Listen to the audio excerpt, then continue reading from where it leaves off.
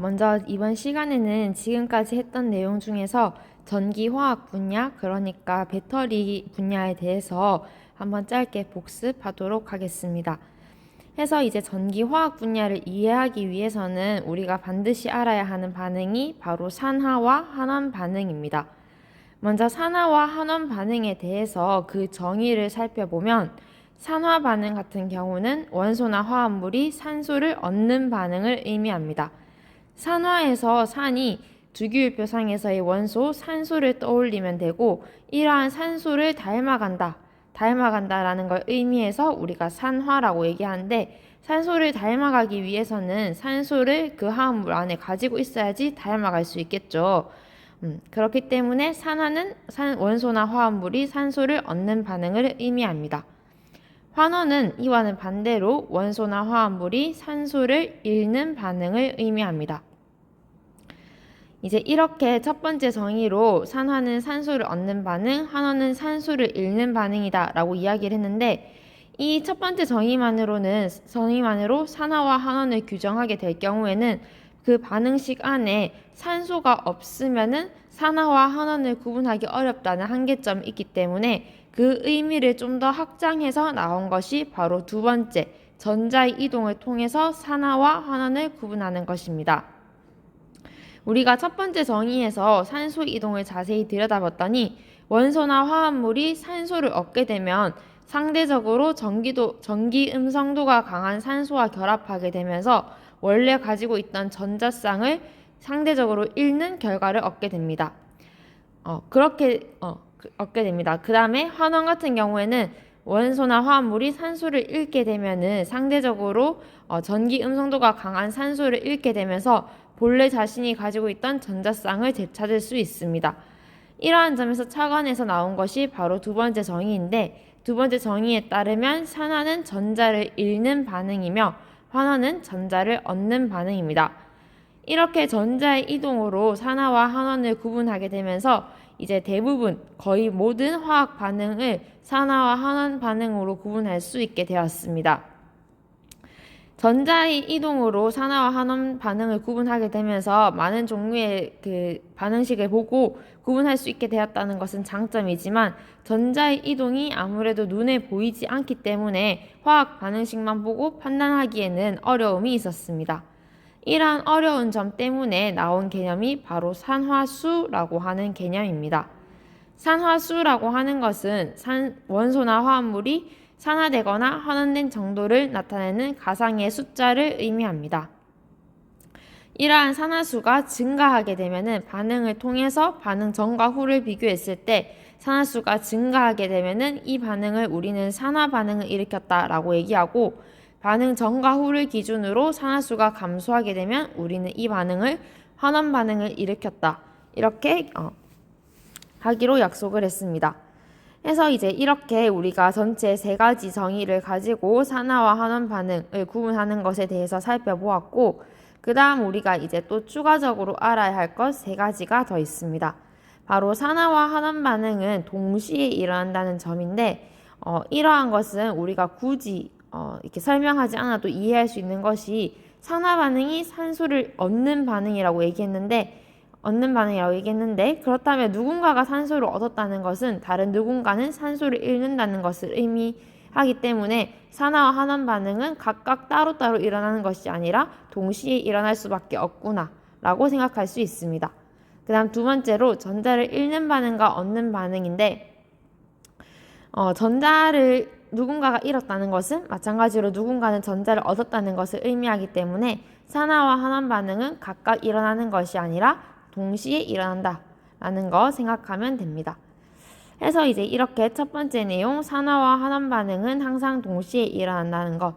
그렇기 때문에 반응식 내에 누군가가 산화를 일으켰다면 반드시 다른 누군가는 환원을 일으켰다, 이렇게 생각할 수 있습니다.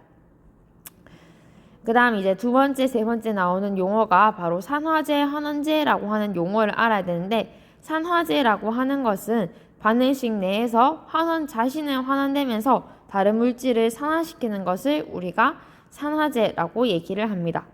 환원제라고 하는 것은 반응식 내에서 자신은 산화되면서 다른 물질을 환원시키는 역할을 하는 것을 우리가 환원제이다 라고 얘기합니다. 그래서 이제 반응물 쪽에서 보고 우리가 얘가 산화제인지 환원제인지 이렇게 구분할 수가 있습니다. 이제 그 다음 나온 내용이 바로 금속의 이온화 경향이라고 하는 내용인데, 금속은 일반적으로 전자를 잃고 양이온이 되려고 하는 경향이 있습니다.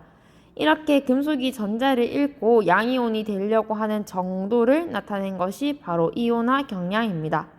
이렇게 근데 여기서 전자를 잃고 양이온이 된다고 얘기했으니까 한마디로 금속의 이온화 경향이 크다는 것은 산화되기 쉽다는 것을 의미하게 됩니다.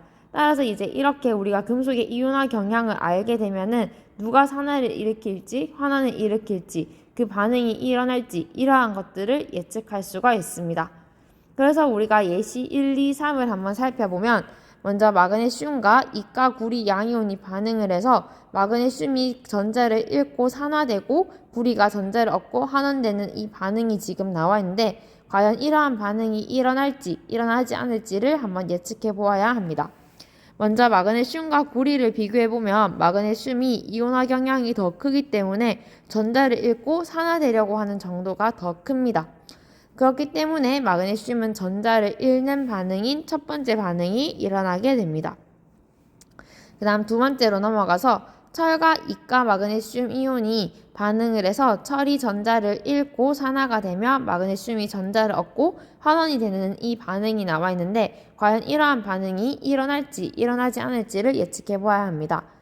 철과 마그네슘을 따졌을 때 마그네슘의 이온화 경향이 더 크기 때문에 마그네슘에 산화되려고 하는 정도가 더 큰데도 불구하고 지금 여기 반응식에서는 마그네슘이 환원되고 있는 반응이기 때문에 결코 이 반응은 일어날 수 없음을 우리가 알 수 있습니다.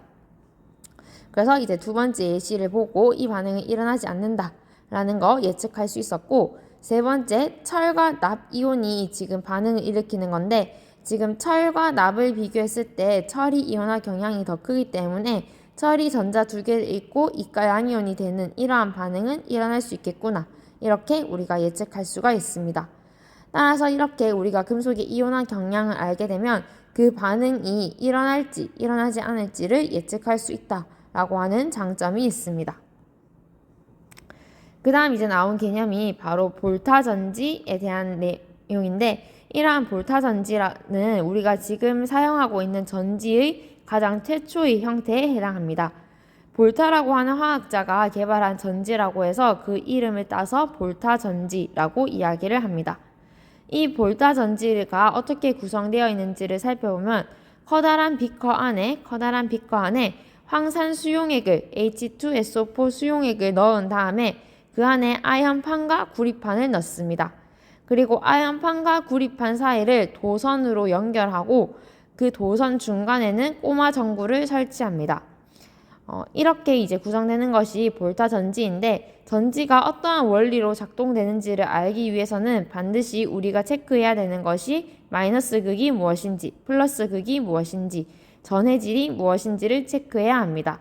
마이너스 극, 플러스 극에 대해서는 어렸을 때부터 한 번쯤은 들어본 익숙한 단어일 텐데, 전해질이라고 하는 것은 아무래도 여러분들이 조금 생소하게 느껴질 수 있을 것 같습니다.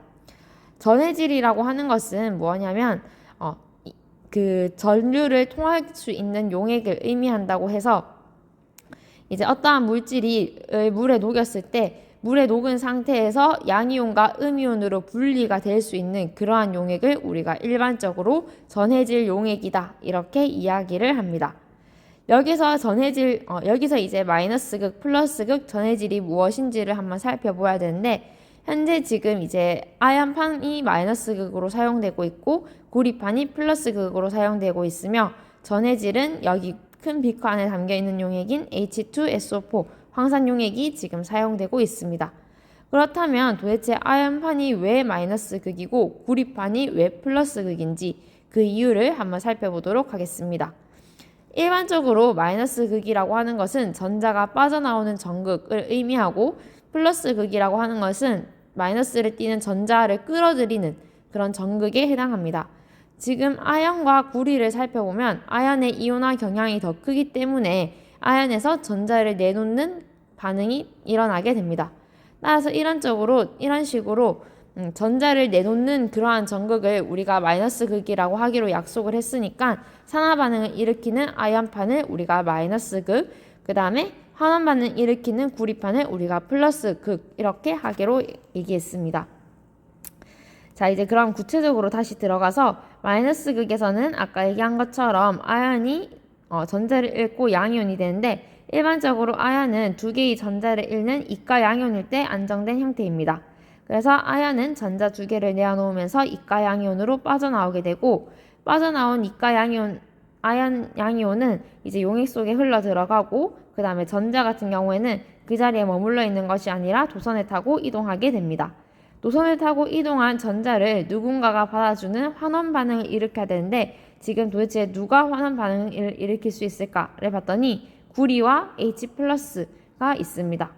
지금 구리 같은 경우에는 이 전자를 받게 되면 구리 음이온이 되고, H+ 수소이온 같은 경우에는 전자를 받게 되면 수소 기체로 빠져나오게 됩니다.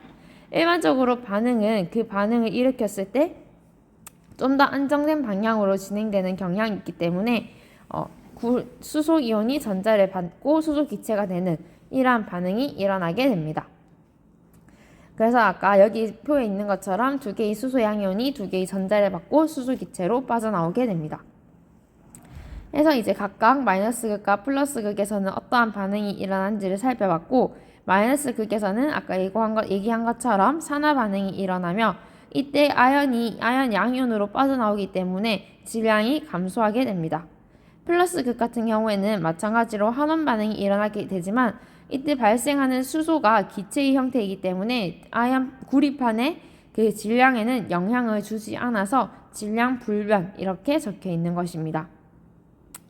그래서 이제 마이너스 극과 플러스 극 전체에서 일어나는 반응을 종합해보면 아래 표와 같은 식을 완성할 수가 있습니다. 아까 그 아연판에서 빠져나온 전자가 도선을 타고 이동한다고 얘기했는데, 이렇게 그 전자의 이동이 있게 될 경우에는 우리가 일반적으로 전기가 통한다, 전류의 흐름이 있다라고 얘기를 할 수 있게 되고, 전기가 통하게 되기 때문에 가운데 있는 꼬마 전극에는 이렇게 불이 들어올 수가 있습니다. 이러한 원리로 작동하는 것이 바로 볼타 전지이며, 이 볼타 전지는 하지만 한계점이 있었습니다. 바로 전류가 흐르다가 플러스 극 표면의 수소 기체에 의해 전압이 급격히 떨어지는 분극 현상이 일어나는 점인데, 분극 현상은 뭐냐면 이제 우리가 전자를 받고 환원 반응을 일으키면서 수소 기체로 빠져나오게 되는데, 이렇게 빠져나온 수소 기체가 즉각적으로 공기 중으로 빠져나가서 바로바로 제거가 되어야 되는데, 지금 그 바로바로 제거가 되지 않아서 일어나는 현상이 바로 분극 현상입니다. 이렇게 수소 기체가 공기 중으로 바로바로 제거가 되지 않게 되면은 빨리 누군가가 와서 그 전자를 받아줘야 되는데, 전자를 받아주게 되는 그 반응을 방해하게 됩니다. 그렇게 되면 자연스럽게 전자의 이동이 원활하게 일어나지 않게 되고, 자연스럽게 전압이 떨어지는 현상이 나타나게 됩니다.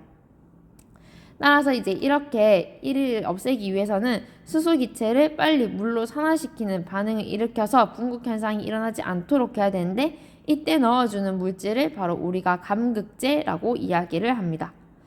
그래서 이제 이러한 그 볼타 전지는 한계점이 있기 때문에 이러한 한계점을 해결하기 위해 나온 그 두 번째가 바로 그 다니엘 전지입니다.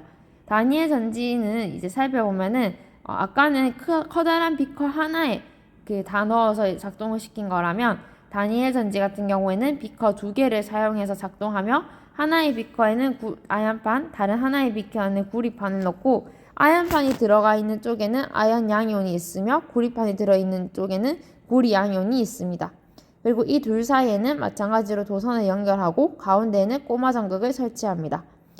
그리고 이제 이 각각의 두 비커에는 염다리로 연결을 하게 되는데, 이 염다리가 왜 사용되는지에 대해서는 이따 반응을 보고 살펴보도록 하겠습니다.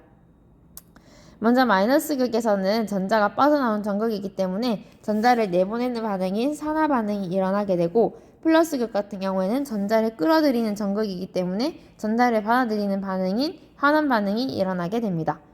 먼저 마이너스 극에서는 아연 이가 양이온으로 빠져나오면서 두 개의 전자를 내어놓게 되는데, 이런 식으로 전자를 내어놓는 산화 반응이 일어나게 되고 마찬가지로 내어놓은 아연 양이온은 용액 속으로 빠져나오며 전자는 도선을 타고 이동합니다.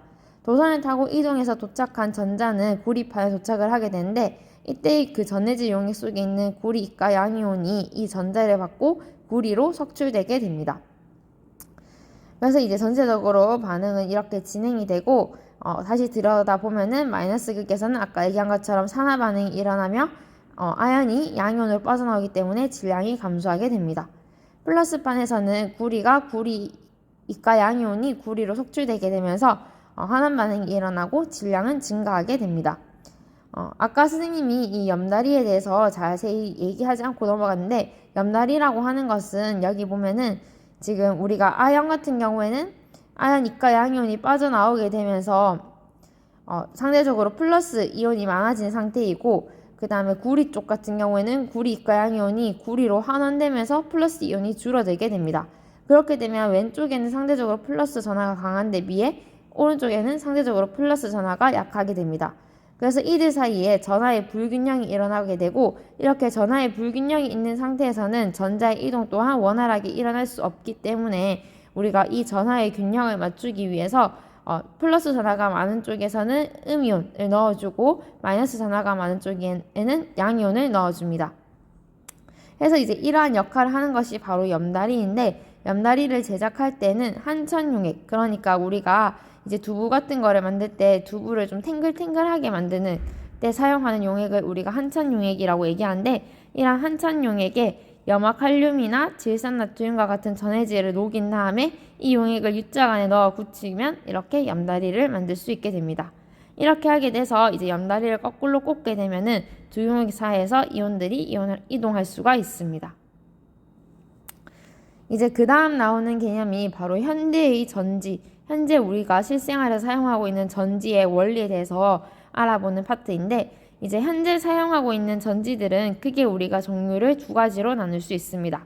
바로 1차 전지와 2차 전지인데 1차 전지 같은 경우에는 한번 사용하고 나면은 이제 영원히 다시 재사용이 불가능한 전지를 우리가 1차 전지라고 얘기한다면 2차 전지 같은 경우에는 한번 사용하고 나서 다시 충전을 시켜주면 재사용이 가능한 전지를 우리가 2차 전지라고 이야기합니다. 이제 2차 전지 같은 경우에는 재사용이 가능하기 때문에 앞으로 향후 많이 사용될 것이다 라고 예측하고 있습니다. 이제 1차 전지의 종류를 한번 살펴보면 대표적인 것이 망가니즈 건전지, 알칼리 건전지, 수은 전지, 산화은 전지와 같은 것들이 있고 2차 전지의 대표적인 것이 납축 전지, 니켈 카드뮴 전지, 리튬 이온 전지 이런 것들이 있습니다. 먼저 1차 전지부터 한번 살펴보도록 하겠습니다. 1차 전지 같은 경우에는 우리가 망가니즈 건전지와 수은 전지를 한번 살펴보도록 할 건데 이제 망가니즈 건전지가 여기 사진에서 보는 바와 같이 현재 우리가 실생활에서 많이 사용하고 있는 대표적인 건전지라고 생각하면 됩니다. 망가니즈 건전지도 우리가 이 원리를 살펴볼 때는 마이너스 극, 플러스 극, 전해질 각각을 나누어서 살펴보면 되는데 먼저 마이너스 극에서는 아까 선생님이 얘기한 것처럼 항상 산화 반응이 일어나며 플러스 극에서는 항상 환원 반응이 일어납니다. 그렇다면 누가 산화를 일으키고 누가 환원을 일으킬지를 살펴봐야 되는데 마이너스 극에서 산화 반응을 일으키는 것은 바로 아연입니다. 아연은 전자를 잃고 두 개의 전자를 잃고 이가 양이온으로 빠져나오면서 산화 반응을 일으키게 되고 플러스 극 같은 경우에는 두 개의 NH4 플러스가 아연이 내놓은 두 개의 전자를 받아서 두 개의 NH3와 H2 수소기체로 빠져나오게 됩니다. 그 다음 전해질은 염화 암모늄의 포화 수용액과 ZnCl2 반죽을 사용합니다. 해서 이제 이러한 원리로 작동하는 것이 바로 망가니즈 건전지입니다. 그 다음 나오는 게 이제 수은 전지인데 이 수은 전지는 우리가 그 시계 뒷면에서도 한 번쯤 본 적이 있을 텐데 바로 이렇게 동그랗게 생긴 것이 바로 수은 전지입니다. 이 수은 전지도 마찬가지로 그 원리를 볼 때에는 마이너스 극, 플러스 극 전해질이 무엇인지를 살펴보아야 되는데 먼저 마이너스 극 같은 경우에는 아까 얘기한 것처럼 항상 산화 반응을 일으키고 플러스 극에서는 환원 반응을 일으킵니다. 그렇다면 누가 산화 반응을 일으키고 누가 환원 반응을 일으키는지를 살펴보아야 되는데 마이너스 극에서 산화 반응을 일으키는 것은 바로 아연입니다. 이러한 아연은 마찬가지로 두 개의 전자를 내어놓으면서 이가 양이온으로 빠져나오게 됩니다. 아연이 내놓은 전자를 누군가가 받아줘야 되는데 바로 수은입니다. 두 개의 이가 수은 양이온이 두 개의 전자를 받고 수은으로 속출되면서 환원 반응이 일어나게 되고 전체적으로는 전자의 이동이 일어나기 때문에 건전지로서 작동할 수가 있습니다. 수은 전지에서 사용하는 전해질은 수소나 칼륨 용액을 종이에 흡수시켜 사용한다고 합니다. 그 다음 나온 것이 이제 바로 2차 전지인데 이 2차 전지는 크게 납축 전지와 리튬 이온 전지 이 두 가지에 대해서 한번 살펴보도록 하겠습니다. 먼저 납축 전지 같은 경우에는 마찬가지로 마이너스극, 플러스극 전해질을 한번 살펴보면 마이너스극 같은 경우에는 PB 납과 SO4 2-가 산화 반응을 일으키고 플러스극에서는 이제 아래 식에서 보는 것과 같이 이러한 환원 반응을 일으키게 됩니다. 납축 전지도 마찬가지로 마이너스극에선 산화 반응, 플러스극에선 환원 반응이 일어나게 되는데 누가 산화를 일으키고 환원을 일으키는지는 아마 여러분들이 한번 직접 산화수를 계산해보면 쉽게 계산할 수 있을 것입니다. 납축 전지는 현재까지는 많이 사용되고 있지만 여러 가지로 한계점이 있기 때문에 앞으로는 납축 전지보다는 리튬 이온 전지가 많이 사용되지 않을까라고 대부분의 사람들이 예측하고 있습니다. 그래서 이제 간단하게 납축 전지는 한번 살펴봤고 그 다음 나오는 것이 바로 리튬 이온 전지입니다. 리튬 이온 전지 같은 경우에는 이제 이 원리를 좀 더 살펴보면 이제 여기 그 판처럼 보이는 흑연판에다가 이 안에 지금 리튬이 들어가 있습니다. 이 리튬이 지금 산화 반응을 일으키면서 일가 리튬 양이온을 빠져나오게 되고 리튬이 내놓은 전자는 마찬가지로 도선을 타고 이동합니다. 도선을 타고 이때 그 전자만 도선을 타고 이동하는 것이 아니라 빠져나온 리튬 양이온 역시 가만히 있지 않고 플러스 극으로 이동을 해서 그 안에 있는 판 안에 흡착을 하게 됩니다. 이렇게 흡착한 리튬 양이온이 한 번 더 그 전자를 받는 환원 반응을 일으키게 됩니다. 이렇게 되면 결과적으로는 전자가 마이너스 극에서 플러스 극으로 이동하게 되면서 전기가 통하고 또 동시에 리튬이 리튬 이온으로 산화되면서 빠져나온 리튬 이온이 다시 플러스 극에 붙으면서 환원 반응을 일으키는 것까지 이렇게 한번 반응이 진행되게 됩니다. 리튬의 이유동을 보면은 지금 이 배터리가 지금 충전되고 있는지 방전되고 있는지 구분할 수 있는데 리튬이 마이너스 극에서 플러스 극으로 이동하면 이 반응이 지금 방전되고 있구나 이렇게 생각하면 됩니다. 선생님이 아까 2차 전지는 재사용이 가능한 전지라고 얘기했는데 그 이유가 지금 여기서 일어나는 반응들 같은 경우에는 조금만 전압을 가해주면은 그 방향을 반대로 일으킬 수 있는 반응입니다.